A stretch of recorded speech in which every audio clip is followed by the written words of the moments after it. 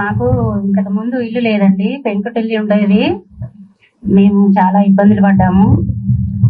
ఇప్పుడు ఇందిరమ్మ పథకం ఇల్లు వచ్చింది కాబట్టి మేము ఇల్లు కట్టుకోగలిగాము. మాకు కూడా ఒక ఇల్లు ఉంది అని చెప్పుకోవడానికి గర్వపడుతున్నాము.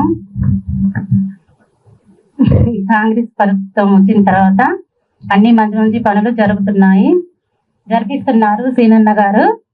చాలా ధన్యవాదములండి సీనన్న గారికి. అంటే ఇంకా సెలవు. థ్యాంక్ యూ అబ్బా నీలమ్మ గారు. ఇక్కడ ఎంతమంది పిల్లలక? పిల్లలు ఎంతమంది?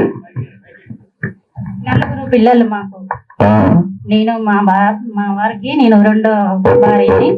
ఏం చదువుతున్నారా మా పిల్లల బాబు లండన్ వెళ్ళాడు, చిన్న బాబు. పెద్ద బాబు రాజకీయంగా చాణక్య స్ట్రాటజీ ఛానల్ నడుపుతుంటారు. ఒక పెద్ద పాప, చిన్న పాప ట్రిపుల్ చేసింది, కరెంట్ డిపార్ట్మెంట్, ఇప్పుడు జాబ్ చేస్తుంది.